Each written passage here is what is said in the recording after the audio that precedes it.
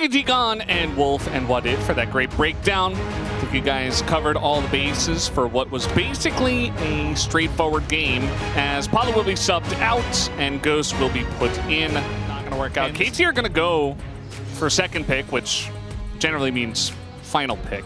The problem is with this, so clearly they suffered a lot in the last game by Carrier having counter pick.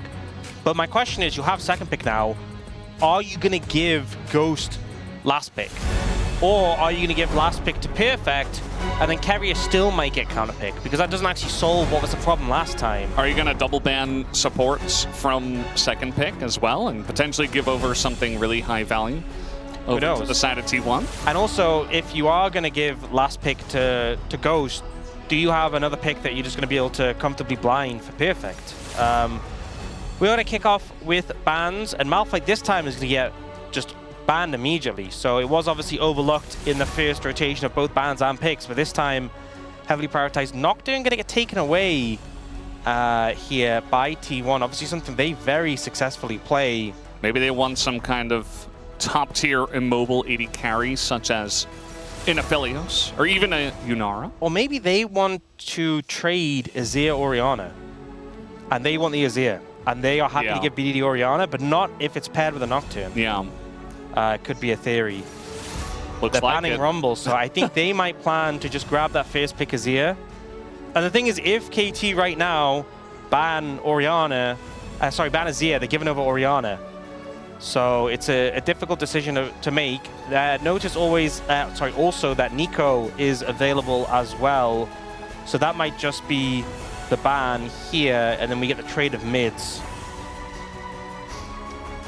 Yeah, that would be what we expect, although... Actually, yeah, I mean, this is also, you ban Ambessa here, and then T1 might end up going the Azir, which we theorize, and then we get the trade here. Could be Orianna Nico, or it could be like Orianna Gwen, maybe. Or you don't even take the Orianna here, you take like Nico Gwen or something. There's a lot of options for KT, but T1 are going for that Azir with the intent to trade it for the Orianna, as was kind of suggested by the Nocturne ban.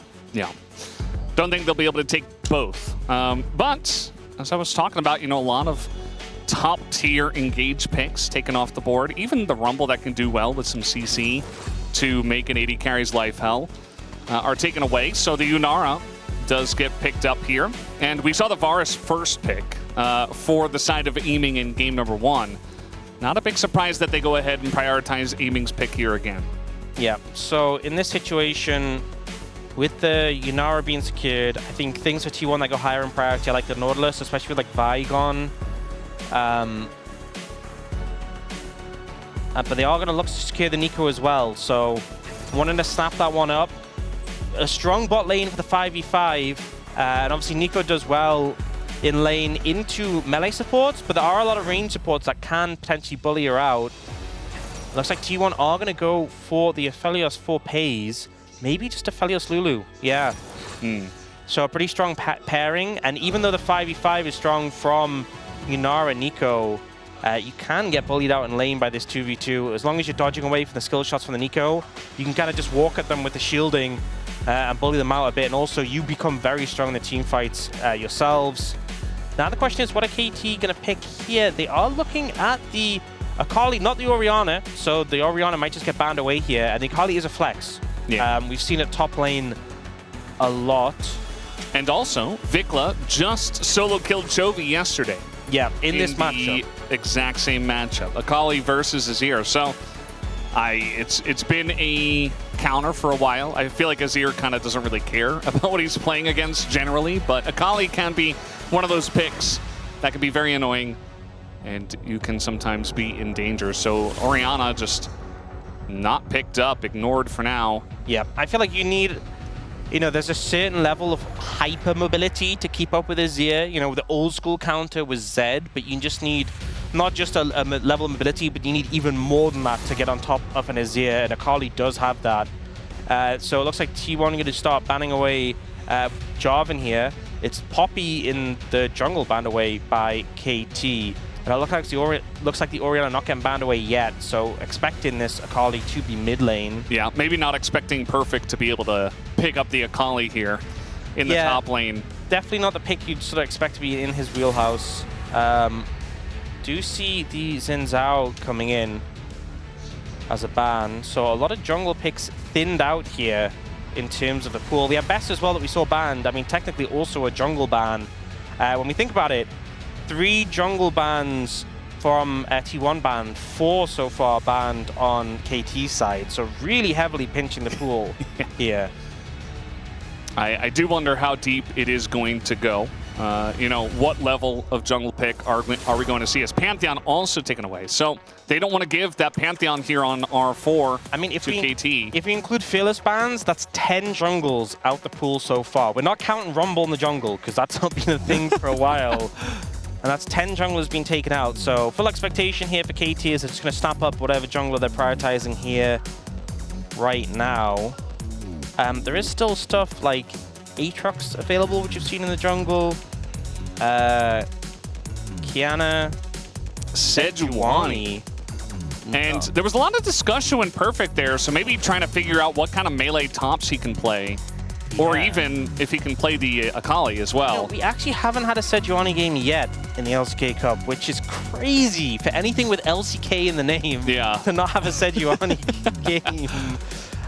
Not the most meta nowadays. Yeah, and they are actually going to go for the Gwen. So this is interesting because I feel like, yeah, well, it was just a hover. I was feeling like the Akali being in the game would kind of discourage you from taking the Gwen, because if the Akali gets flexed into it, it's going to be a bad time. We get the Zehen coming in, and then Mundo comes through. Now I imagine knows how to play it now. Ona has been. We at least know this isn't his first game. He got that out the way in World's knockout stages, and it looks like we might just get Rek'Sai coming through. Obviously, great at stacking the passive for the Sejuani, and pretty durable in the top side. And Perfect also did have a good game earlier in the LCK Cup where he's kind of just impossible to shove out. I believe it was in the series against DNS, where later in the series, later in the game, sorry, he was just impossible to shred through. Now, they do have a good amount of sustained damage in this game, but he can be so hard to pin down. So, a lot of dive potential from KT, a lot of melees to stack up that Sejuani passive, but I think they might just struggle at the kind of absurd survivability of T1's frontline and also the DPS of their backline. Because you think about the fact that like Sejuani and Rek'Sai are bulkier champions, but it's a Felios, Lulu, and a Nazir. I don't think they're ever going to have DPS struggles. No. And also, Mundo, Zehen are just so hard to cut through. They're both 2 champions that essentially have double health bars. One of them because he comes back to life, and one of them because his ult just heals him so much. So, yeah, I think KT, there's definitely potential for them to find momentum in this game, but I think burden of execution really is on them to get the ball rolling, because I think if it just goes late without anything happening, they're going to struggle a bit. And also, Ghost has been subbed in on this Nico. He needs to be finding big engages, because otherwise you're playing into a Lulu who's just going to outvalue you by pressing ultimate. Yeah, a lot of pressure on this new support player in Ghost. As we are getting ready, let's hop into the Rift for game number 2 of the Telecom War.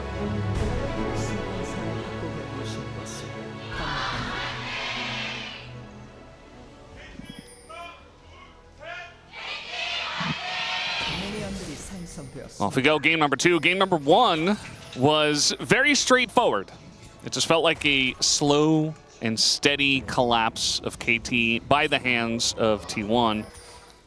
And I'm hoping that this one has a little bit of a back and forth, so it can be a little bit more interesting. Trying to clear out that forward ward, not quite able to, as Carry very scary at level 1. Oh, and both 80 carries going Ghost here, and not going Barrier. So we've seen a lot of Barrier for that extra trading power in lane, often using the Barrier for tempo, and the survivability in team fights, right? But both going Ghost here, valuing that extra mobility. And Ghost is playing in the game. Maybe a tribute to him, actually, in the summoner spells. It has to be. There's no other explanation. Well, it's pretty good on both of them, actually, because especially Yunar, you pop your ult, you want to get in there. Yeah. Got those first 3 crits. I think this is one of the things with playing Nico into a range champion, especially these champions like Lulu, or I mean, Karma's even worse. But these champions who have shields and a decent amount of harass, where if you miss your skill shots, or they shield a harass and then just poke you back, it feels so bad because you don't have any sustain as the Nico. You don't have shields to mitigate the damage. You don't have like actual healing sustain like an Ami. So you have to land the poke, but then also avoid taking damage in return, or you're just gonna have a bad time. Which is why Nico always worked so well when she's playing into a melee champion, because you get that combination of harass, and you have the engage that every LCK support, I mean, honestly, every competitive support loves. Yeah. But you see here in this trade, that was a good trade on the carrier, but it's still aiming goes to a down in terms of health. Yeah. Always just feel like they're not going to be taking good trades with the Lulu that came in. The priority on the Nico that we knew was going to come out because it was not banned immediately just gets countered by Carrier. We saw him play Lissandra in game 1, which is a very out of left field pick, but obviously very good in Turrican. And then now he's playing kind of the most basic enchanter in the Lulu, and he's going to make your life hell in both games. It's not going to be easy. As Owner's down here, but so is Cuz. So I don't think we're diving anytime soon. Yeah, but it's always good when you see, Owner pathing down and making sure he's just there. He's just present, so Cuz can't do anything to disrupt the 2v2. And getting damage on the tower already for Pays and Carrier is great. Obviously, getting that at first plate, the extra gold, but also the extra progression towards the quest from that first plate is really valuable. And Faker again, I mean, it is Azir into Akali. They're getting some good early progress in the lane. And we did see last time when this matchup happened between Chovy and Vikla. Yeah. Vikla got that really good early trade level 1, which I assume didn't happen between BDD and Faker based on how the lane is now. Doesn't seem that way, as now we do have the Sejuani and the Rek'Sai trying to get to work on the door, and the flash comes in, and he is so dead. First blood will go over to Cuz on the Sejuani. Feeling very comfortable on this pick. Yeah, you saw actually the passive. It wasn't fully stacked for Darn, and then it started to drop because he was focused on running and not maintaining it. I'm not sure 100%, but if he'd been able to have it stacked, I think he might have been able to just get away from that one. But it's pretty low, like he zoned off the wave. I don't think he would have been able to stack it in time regardless. But here, he's trying to run away, it times out, and then he's just running. And without that res being able to come in, he's kind of just doomed, so pretty unfortunate. Yeah. BDD getting a good trade there back in return. I think this is the most annoying thing about Akali. Even though they nerfed Doran's Shield and Second Wind, it still just feels like you put so much damage into her, and she still just doesn't run out of health. It's Akali and Yone, I feel like, that are the worst with this, where it's like, they just don't die. They have insane amounts of mobility. You can harass them forever. Eventually, it feels like you just run out of mana. That is one nice thing, though, is that they made it so the mid-quest, you get contribution towards it based on damage dealt to your lane opponent. Yeah. So you're rewarded for harassing them. Even if it feels like you're not doing damage, you see it ticking up. And Deliverance does come in. Perfect's only level 5. It's not kill pressure just yet, but there's a massive wave coming in here. And that's going to be a plate already going the way of Doran. So he's going to be happy with the trade regardless. Yeah, and he's ahead in terms of farm. Pivek's going to be able to pick up a little bit of CS on this wave, but down the plate already. So Doran, despite that gank, able to do pretty good in the 1v1 matchup. All right, BD does not have flash, and he's trying to go for a trade here up against Faker. Does utilize that perfect execution and does get away. As now Pays getting engaged on down in the bottom lane.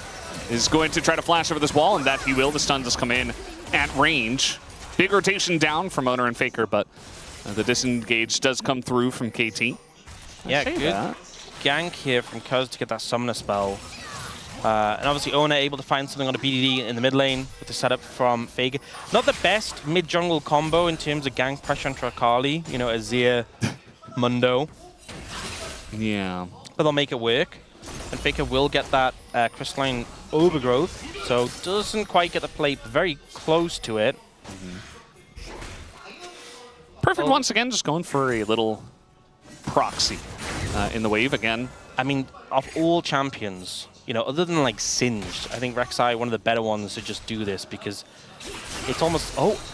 Faker might just die here. He has to flash very close. As the 5-point strike almost caught him on the backside of that right before he flashed away. Yeah, I think if BDD had flash, I think he's just dead. I think he just flashed Juice and he's just down. So that was close for Faker to going down and showing that despite Faker definitely having the edge in game 1, it's still a very close fight between these two mid laners. Yeah, BDD's after blood after the way that game 1 went. Getting solo killed, BDD does not like to lose the lane. But that he did to Faker's Rise in game 1. So trying to get revenge. Of course, BDD was the first one who had to flash away early on, but able to even it up without his own flash is always a really good feeling, especially as he gets closer to that first item. Was it because going the Zeke's first item on Sejuani? Obviously, the Zeke's did get changed this season to now have ultimate haste on it. So we'll have that Glacial Prison available more frequently. Does seem like a very good item for a champ like Sejuani. Wait, is Sejuani's Glacial Prison or is that Lissandra's? It's Sejuani. And what's Lissandra's called again? I don't know.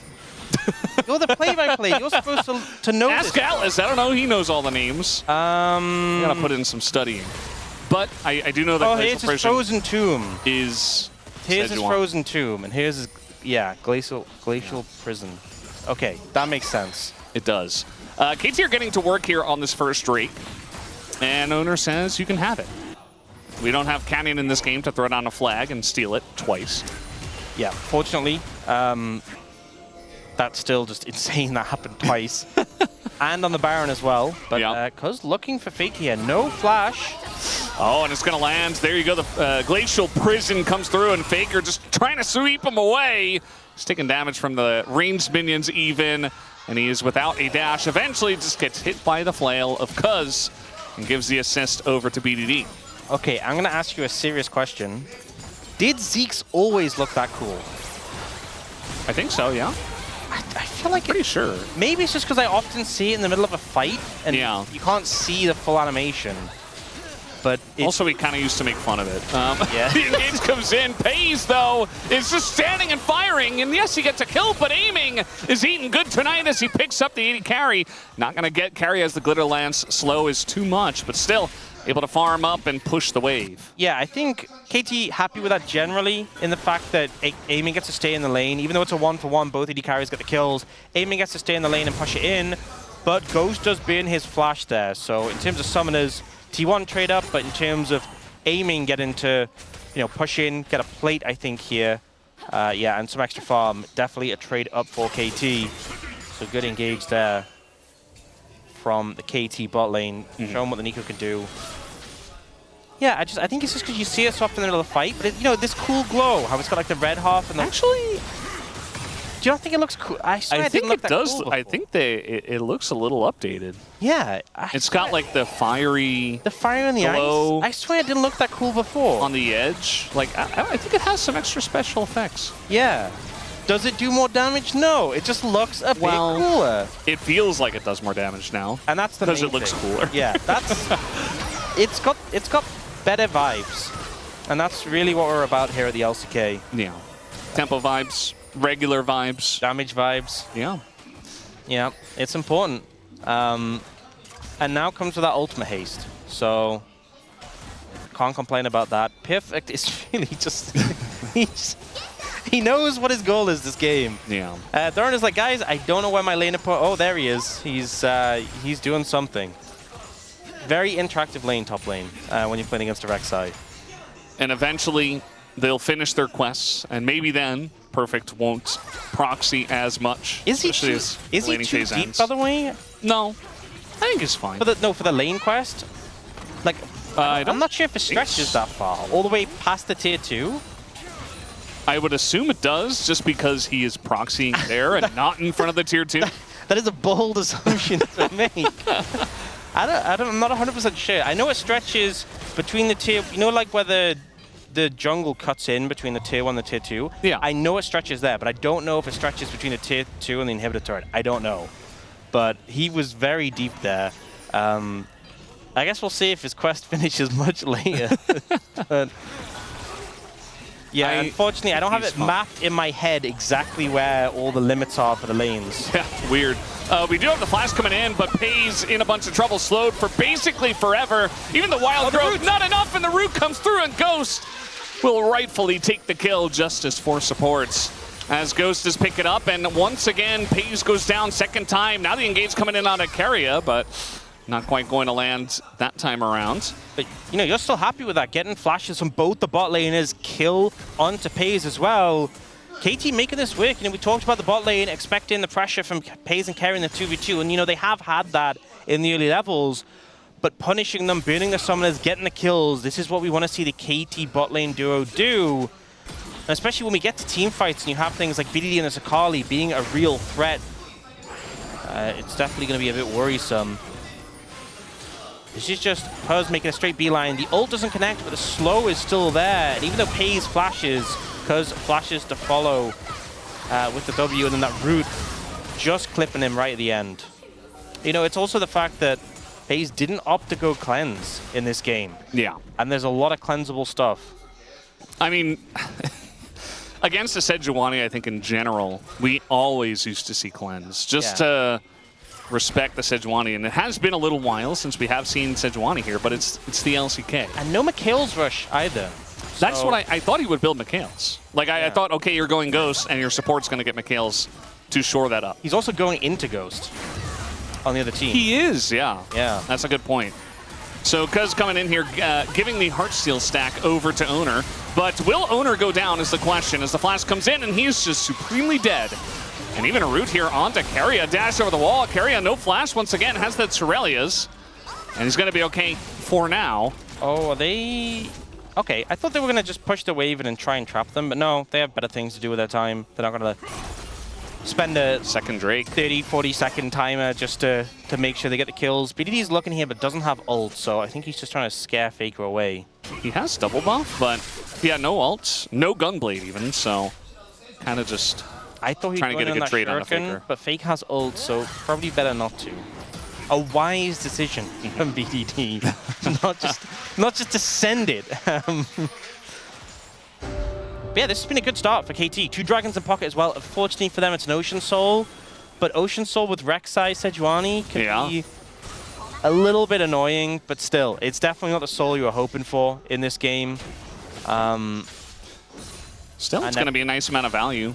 It's a bit of a reprieve for T1. I think there are other souls where you're like, oh man, we really are in trouble. But ooh, the ult and the flash to come out here from Faker in live. Yeah. Meanwhile, in the replay, Owner just died. Yeah, because stuns to get the passive, ults to follow up, and then BDD like kills him before the R2 even comes in. So yeah, they are getting a red-white access on this turret. How did this happen? Just a awkward reset time, I think, after they took the dragon. It's just a first turret for T1, just based on that. And, I mean, KT had a really nice lead, and now the ult is going to miss, and Pays just goes out of there. Ult also not going to land from Cuz, as BDD is here, though, and I think they should be able to get him down, as the Shuriken does miss, but the job is done regardless. 2 kills for KT at least to get some revenge. Yeah, that was a little... Ona is very healthy, and they are not, but I think there's just too many KT members around. And I think he just wanted to stop the back. Yeah, we'll achieve that. Perfect's going to have to move in to defend mid, but that does leave top vulnerable, so Doran going to get some plate damage here. It was a little messy, that fight. Did look like it could have been a bit scary for KT with some misexecution, some skills not connecting, but just brute force is enough to make it work. And the bot lane for T1 getting punished again. Pays in particular being targeted heavily and paying for it, but it's still... turrets. Yeah, T1 getting another tower. BDD has no ult here, so I don't think he can get the kill. And this kind of feels like one of those games where you look at the top of the screen and you see 7 kills to 1. You see 2 dragons in advantage to KT. But the goal difference isn't massive. It really isn't. And it's a little worrying for KT.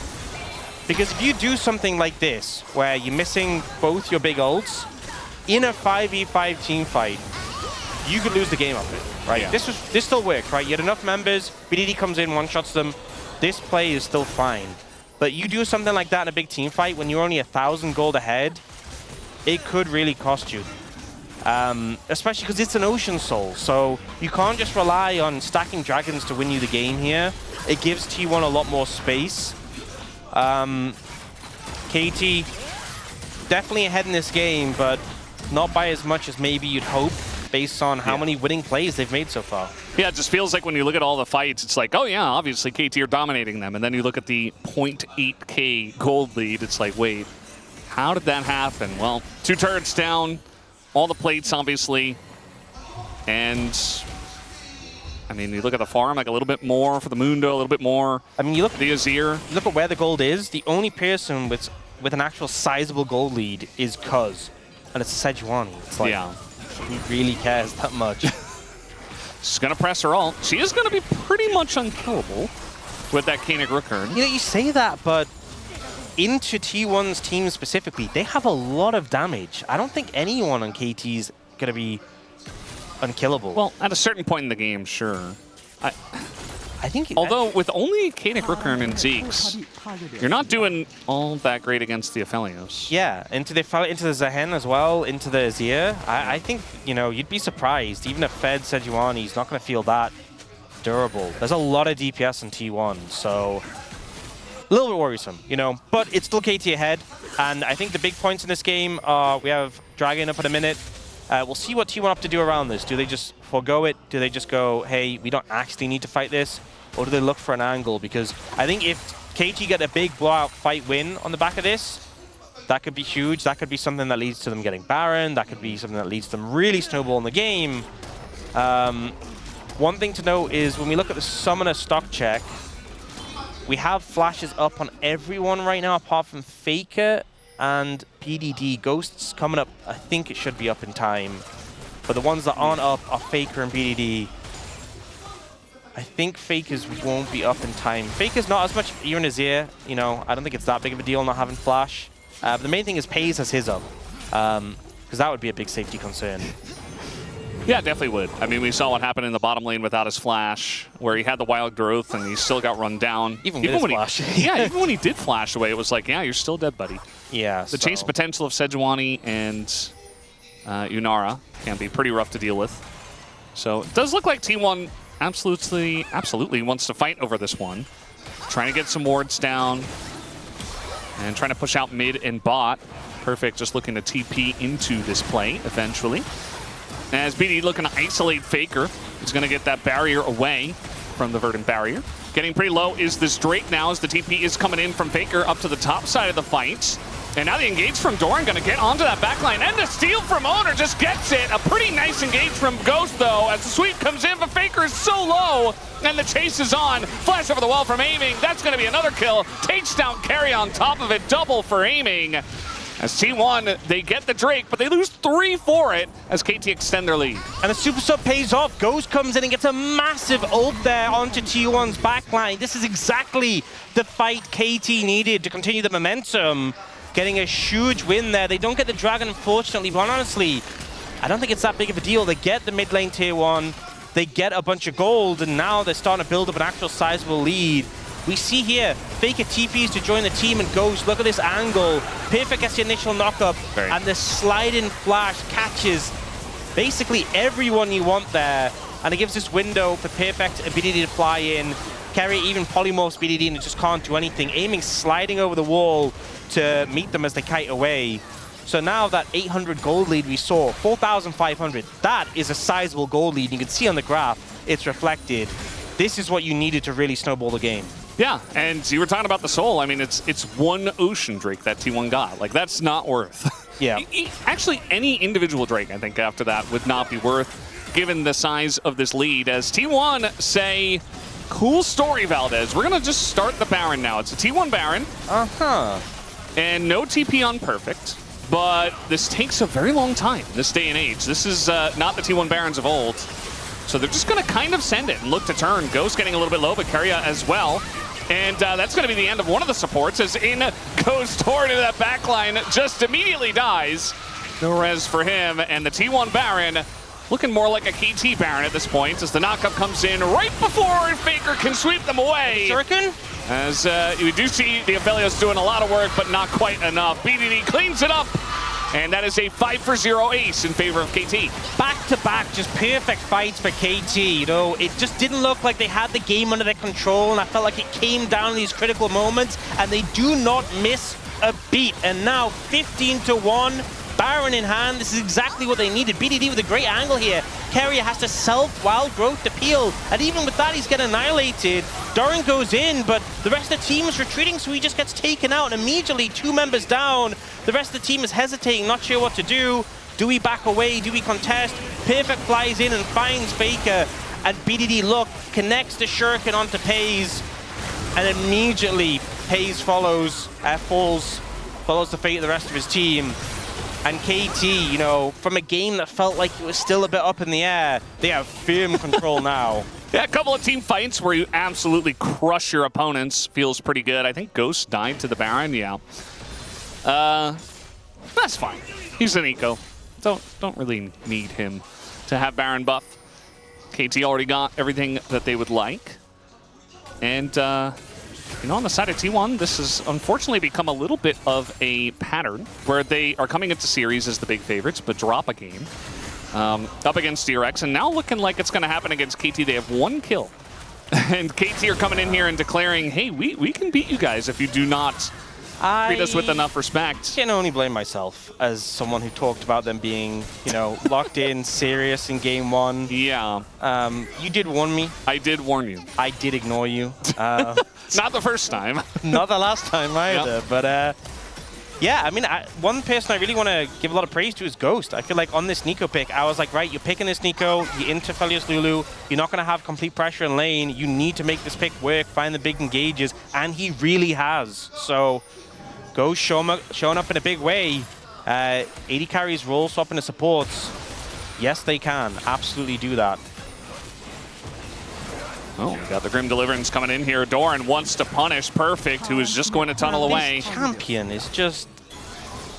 It's so unintuitive. He spent 80% of the laning phase just proxying, and he just tunnels away like 3 times when you try and kill him. It's so stupid. And it's not that easy to get behind. Okay, at least it's not the farm alarm when he just used to ult and just come back from miles away. Can you imagine if top Rek'Sai was a thing and that ult was still a thing? How obnoxious it would be? You get him to like 5%, he just barely gets away. Backs. TPs with his ult. Yeah. You do it again, he TPs back with his TP. Oh, man. It's not fun. No. Well, we don't have that to deal with, but it's still pretty frustrating. And right now, KT just trying to keep up pressure with his Baron. I think T1 doing a good job of clearing out the waves for now. Yeah, they're doing what they can. But at the end of the day, it's looking like a third Drake for KT. And, you know, 9,000 gold to lead. I don't see T1 and their immense amount of damage doing all too much from this far behind. I think they just die before they're given any amount of time to deal damage. Yeah. And those targets that they're trying to deal damage to are even more tanky, have more levels. I think the main thing as well is that Perfect and BDD are very slippery, so when you are behind compared to them, it's really hard to just actually consistently sit there and hit them, you know? Like, you can shred them given time, but they're not going to give you time. Yeah. I mean, Pays is on 2.5 items. We got Faker sitting at 0-3 with a Banshee Veil. Like, those are not champs at this point in time that are farmed enough to cut through the lead that KT has. I mean, BDD has a 2-level lead, so does aiming. I mean, that's a big thing, is the XP advantages that KT has as well over their counterparts. Pretty sizable. You know, we talk about how the gold from Baron, the global gold, was reduced, but the XP wasn't. So KT getting a lot of value from that and pulling ahead.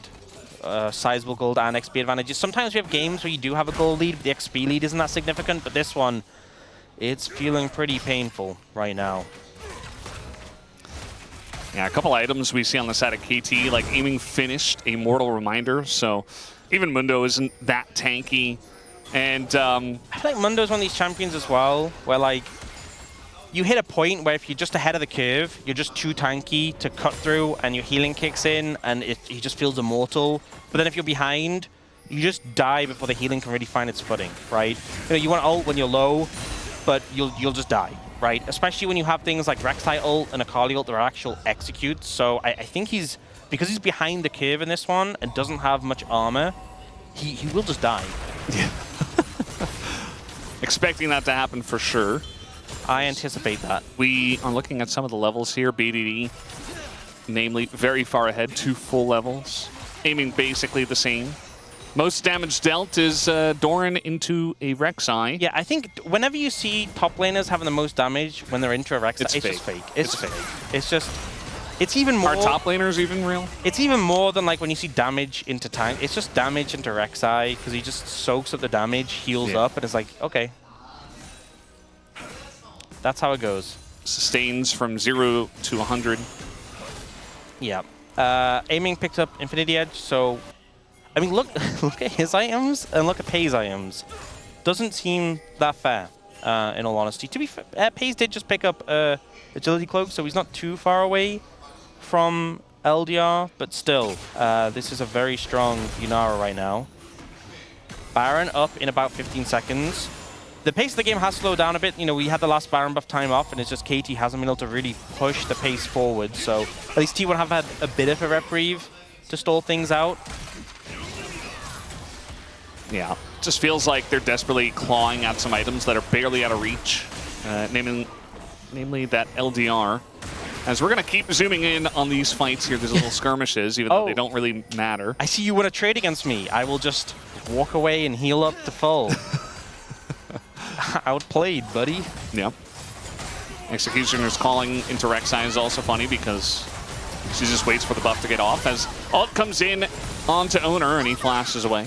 That's my kills down from Carrier, so won't have the option to get whoever out of CC and also flash from Owner, which does make it a lot easier to set up for the Baron if you want to go for that, or Dragon for the Soul. Obviously the Mundo has no dashes, so you just need to walk over there yourself. So I think KT could honestly look to really bait this one, force them over. There is a blue trinket that just got used there. I think it was Faker's. Yeah, somebody did throw it in there. Yeah, they still have Pazes available, so I think they're going to move over, try and force another one out, and then once those are both down, that's where it becomes a little bit scary. So that Doran is kind of the guy that needs to push forward and check some of these brushes, just dashing into them. That's Paze just used his, so now is the point you don't have those to check them. I imagine they'll either really start to bait it or start it. Okay, they are starting it, and as you can see, T1 are like, he just can't contest. We actually can't get over there. So, well, that's Baron.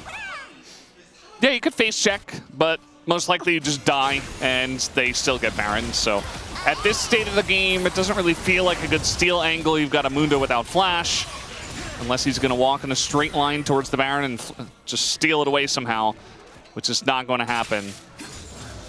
There's just no point in actually contesting it. So the Baron goes over to KT. BDD is level 18. Yeah. Perfect's level 19. Aiming's almost level 17, so he is really far ahead of Paze right now. Dragon is up at, you know, yes, it's not great giving Soul over, but it's an Ocean Soul. There's a lot of other Souls where it feels so much worse if they got it. I don't think you fight this, you just let it go. Yeah. It sucks, but it is what it is. It is what it is. You need more items. You know, BDD can't gain any more levels at least. When you're 10,000 gold down, they have Soul on Baron. That is just what you gotta say. It is what it is. That's the only thing you can't say in that moment. Yeah. It's that or, you know, FF go next, which of course in pro doesn't happen. But they will say, you know, go next in their minds. As KT looking to push with this Baron. Not all too aggressive from their standpoint, but still have all the buffs on the map currently. That's the thing. Defending the base and stalling out isn't impossible for T1 because KT's siege is not great. They're pretty short range. Like the only like champion who can actually walk up and hit the towers is basically aiming a ghost. And neither of them want to really be that close to the tower against T1's comp, so... You know, even with the Baron, it's not the easiest to crack the base of T1, so this might end up they needed only turtle for another minute to get through the Baron buff. Yeah. And then you just play for the Elder flip, I guess. Yeah, this Baron buff is really just doing nothing. Okay. TP's away from BDD. Yeah, I mean, just play it safe. That's fine. He did. I think he deep pushed the waves a bit to buy some time. That tower, you know, it's so hard to defend the ones outside the base, so just let that one go. Also, at the end of the day, like, there was so much passivity in the last, like, 5 to 7 minutes. They haven't burned any summoners. Like, Paze is sitting here with Ghost, Flash, and Mikhail's available. They did get Owner's Flash, so that's still down. Well, yeah, no, but, it's like, not the worst. That's literally it. Like, look, Faker just cleared 2 cannons out. Paze is clearing. You're pushing into Azira Felios, and if you're not going to hard engage into the turret, they're just going to clear against Baron buff. Once everyone is full build, right, then gold is meaningless. So I think that's T1's game plan. Just wait another 15 minutes. Okay, there you go. I mean, they're going to finally press their buttons and engage and get some space on this mid turret. Okay, that was good. Made some progress. And they get an inhib tower. Oh, well, it's been rebuilt. Oh, never mind. Yeah, Azir can do that too. Faker is trying to deal damage to level 20 perfect. It's not going all Sue. Okay, but the Baron's down, and it's only one inhib tower broken, one inhib broken. So I think, honestly, still pretty defendable for T1. They're really stalling this game out and making KT work for it. But now Perfect's got an inroad here. All right, they're going to actually try to engage on a perfect, and... That feels bad. Well, you know, it is what it is. Oh, that is such a beautiful statement. Who do you think would say it at that moment? Would it be Owner? On T1? Yeah. Would you probably Owner? Coach voice in? Would it be Tom? I'd probably say Owner. Yeah, Owner just says it is what it is. I think if there's one guy on the team that's saying it is what it is, it's Owner. Yeah, that's fair. Especially like playing Mundo and falling behind early and being 0-2. Just walking around, farming, and doing nothing else. Just says it is what it is. It is what it is. Hopefully I'm not playing Mundo in Game 3. The one with the biggest goal deficit in this game. Yeah. Classic. We just saw Perfect and Cuz pick up Randuins at the same time, so I hope Paze enjoyed not doing damage, because he's now not doing damage even more. He's reaching the negatives soon. Also, I mean, Doran has Sundered Sky as well, so reduces that crit damage, I guess. But mostly stopping Paze's damage. It's 2 minutes until Elder Dragon. And when was the last time we saw T1 leave their base? Yeah, I don't know. I do... Yeah, I kind of fell asleep there for a little bit. So, you know, to be honest, I don't really remember. Micro-napping, you know? Is that a new thing you've picked up since you became a father? My eyes are open, but I'm not actually awake. And, I mean, Cuz gonna get the flash at a pace. That's what you gotta do. You know, I was saying before. Micro-advantages. Oh, Owner! Owner does have his flashback. Might need to use it here if he doesn't want to die. He's just gonna throw his ult up and say this is good enough. Okay, he tanked Walks it. Nice. it off. Yeah. He just shook it off. He just said it is what it is, and he just he just powered through it. I like that energy. Yeah. He's full health again. They're just waiting. They're just waiting for KT to actually try to break the base. And this time, 2v1 on a Doran, maybe, but they're just going to hit the turrets instead. He has GA and passive, so he's really hard to kill. But, yeah, you know, unfortunately, the tower isn't. It's a lot of PvE in this game. 2 inhibs down. That last inhib, they really need to defend that. Because if they lose that and KT just get the Baron, the Elders doesn't even matter. They can just... Well, they do have 2 inhibs. They have bot inhib up. Yeah. Okay, they still have the up. Sorry. They got the turret. My mistake. And I feel like KT is just sitting here without Baron buff and saying, we're just going to... Well, they end up leaving because the Baron is spawning and they kind of have to, but they only got 1 inhibitor. I mean, this is one of the slowest, most methodical pushes I've ever seen. KT getting flashbacks to the World Finals and just thinking that they're back on that stage. And like, we need to close we gotta lock in, We gotta lock in. It's super serious. Yeah. It's game 2 of the best of 5. No mistakes. They got the Baron. BDD is TPing home. Did he need to teleport out there? I guess he felt he did because he was being ran at, but they've left their base. You know, they're going on a nice, leisurely, stroll around the rift. They got some wards down. They do have to fight for Elder. Perfect. That is the thing. Going to try and take the inhib. But Dorn's there with TP as well. Yeah, the Elder spawned. Do you think 13,000 gold is enough? for KT? I would Do you assume think they have a lead enough? Enough of a lead? I haven't seen them fight in so long. Who even knows anymore? I have no idea. Owner's kind of tanky. He is going to get rooted up. BDD on the flank here. Very nice angle, but they are going to spot him. The engage comes in from Doran. Aiming is kind of just out of their pace. McHale's comes in. A big sweep from Faker. But the wallets are so heavy as Owner gets the Elder Drake. They're down 13K. How are they winning? There's no way. There's no way. He just killed Aiming. There's no way. Okay, Owner's just going in, and BDD will be able to get away, but... The base, the base, the base. Why is T1 allowed to do this? How is this happening? What does this mean?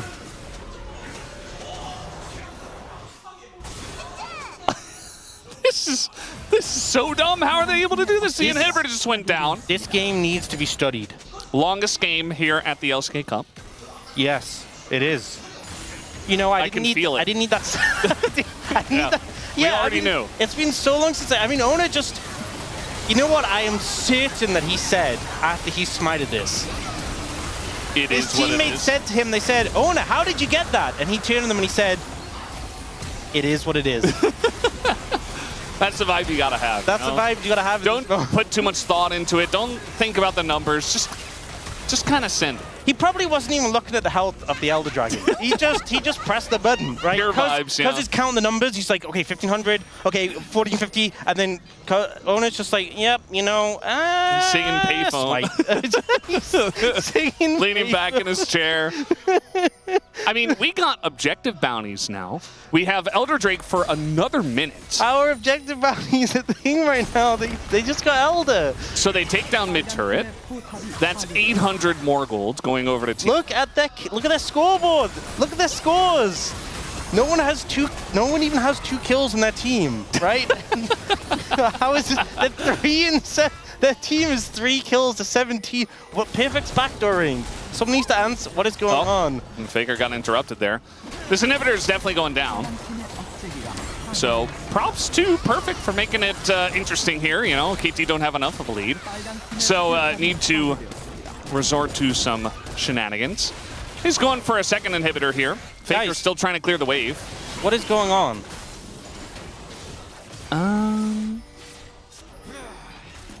I'm not sure you can it is what it is yourself through 3 inhibitors being down. I think that might be a problem. Well, Elder's about a timeout. We have inhib timers, so it's a while before top inhibs back up. Yeah. But it was 13,000 gold plus the lead. Now it's only 6. That's a lot less. At 40 minutes into the game, I mean, that's not a big deal. True. Like, KT are still ahead. But also, I mean, you start to think, right, because is full build now, right? And other members of KT are starting to approach full build. It's kind of, you know, gold's starting to get a little fake, a little less real. Yeah. I mean, Pace is 5 items, right? Guys, he's doing damage. Inflation has hit, right? I'm starting to question some of these numbers in the economy. I'm starting to question them. Yeah. You can't just give out 2,300 gold in objective bounties and still retain the same value of items. That's what we're trying to establish here. Yeah, I'm not sure what it all means. We'll have to do the math another time. But yeah, now like everybody's level 18 basically that needs to be level 18. It is a 40-minute game and Faker still doesn't have his Rabadons. So that's slightly pretty far away. I mean, he's going for Zhonya's probably, unless he wants to build a Rabadons outright for 2350. He's working on it. Yeah, I actually like to see his gold number right now. The thing is, he's not even that far behind in terms of gold compared to BDD. Yeah. It just doesn't... Like, he's got a lot of farm, right, objectively. But it looks like his items are so much... It's just that I feel like the lack of hat just makes his items look so much less significant than BDD's. Yeah. There's something about it. It's like when an AD carry doesn't... Too. Whoa, he just bought it outright! Ooh, there you go! Now his items look great! Now we don't need to see the gold number. Yeah, now his items look good. This makes a lot of sense. He was just storing up all that gold. He was sitting on the Seekers, and he wasn't finishing the Zhonyas because he still had the active. And realistically, you're probably only going to use the active once more per game, right? So, okay, well anyway, it's 40 seconds till Baron. It's a minute and a half till Elder. And what is going to happen? Going to fight it. I think they're going to I mean, I assume... Maybe, do they give the Baron away and just try to fight Elder again? I don't know, right? We're really... This is delving into the unknown at this point. Uncharted territory. Definitely uncharted territory at this point. 41 and a half minutes. We've also established that Owner and Doran have gotten pretty darn tanky at this point. FaZe is starting to do a good amount of damage. Yeah, I think we talked about the scaling on T1. Have they gotten there? They were just so far behind that it didn't matter for so long. Backdoors. Doran, watch out! Well, he can't hear you, Dan, but it's okay. He's going to Grim Deliverance his way out. We got a TP coming in, and he's got 2 reses available. As now they're trying to take a fight here. Pace does not care about Cuz right now. Has to flash away. And now in the 2v2 on the bottom side, Flash comes in on a Faker. He's getting pretty low. Go Sonya's! And Perfect wants that knock. Down goes BDD! As his Sonya's ended second, so they're able to time the damage and take him down. And now the T1 Baron is looking pretty good. We got TP coming out here from Doran because Fake just died. Oh, please, Owner.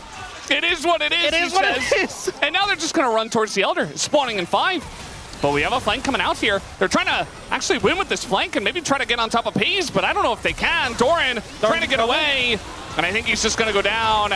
There it is. They're looking for the flank. The Wild Growth comes out. Perfect flash from the side of Pace, who's kiting it out. And now KT have to back away. This Aphelios too scary.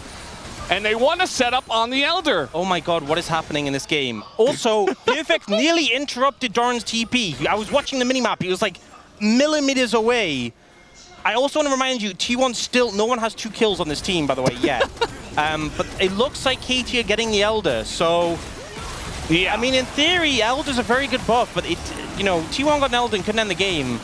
But will KT be able to end the game off the back of this? I don't know. They just missed a... I mean, okay, I didn't think... Yeah, he did smite. He just missed a smite again. Yeah. Well, it was the other guy this time. Well, the other guy, but yeah. Junglers, smite does 1,400 damage, guys. Come on. Feeling a little nervous, perhaps. Step it up.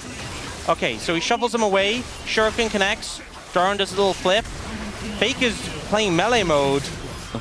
Because the Zhonya's comes up. Yeah, slightly later. Gets Faker around. Can flash and Doran can kill. Okay, they have Elder, so it's very scary. But Baron buff minions may be able to push KT back. They have no turrets. So they have the Azir turret. They can just walk up. You were saying. I mean, the damage from Faker is there. They got to be careful. They can't just walk head first into this. Cuz, yeah, you have Elder, but you don't have everybody here.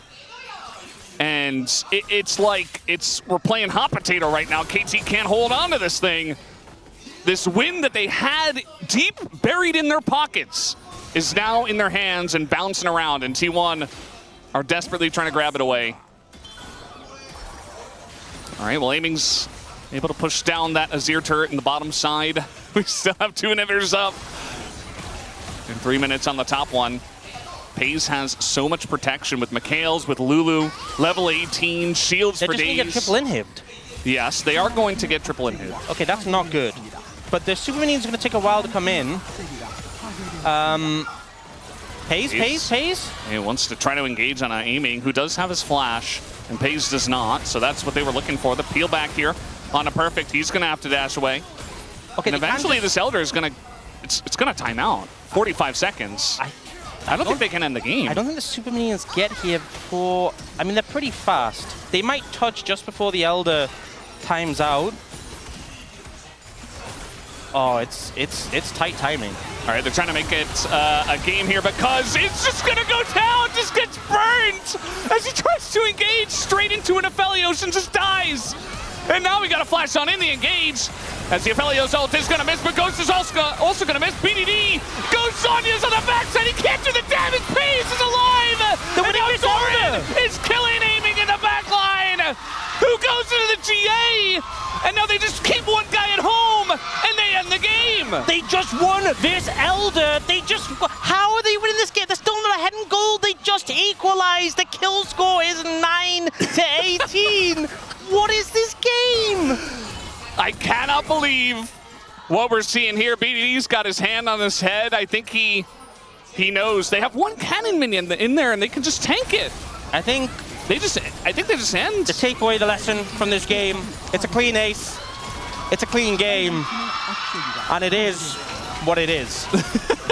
It's a clean 2-0, nothing to see here. T1 take down KT in the telecom war, down 13,000 gold plus.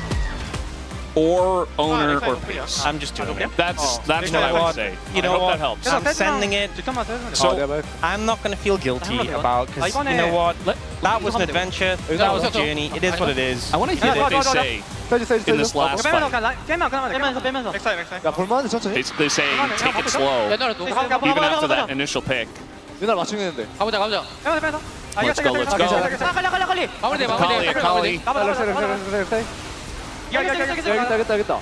유나라 이거 잡아줘. And then they're just basically saying, okay, you stay back. 밸류 봐라 이거. 타인팀 막아줘. 나머지 미드. 대포 지켜야 된다. 알았어요. 알았어 나. You see like owner smirking, and they're all so chill. It's just like business. That looks is like that? an LPL graph. Yeah. So it was almost 14K. How would you reconcile with this as KT? Like, how would you emotionally recover from this? I don't think they will be able to for a while. You know? Yeah. They needed to just get it together, send an engage in the base, and end the game. And they just couldn't. They couldn't do it. Nobody was able to give the shot call that is what they were going to do. So they just sat there and gave the scaling of Azir and Aphelios and even Zahen enough time to come back. Yeah, no, don't try to logic And this. in a couple of fights, you know, that were very close with an Elder Steel and stuff like that, a couple of flips go the way of T1, and all of a sudden, they came back from nearly 14K. Faker picks up the POM.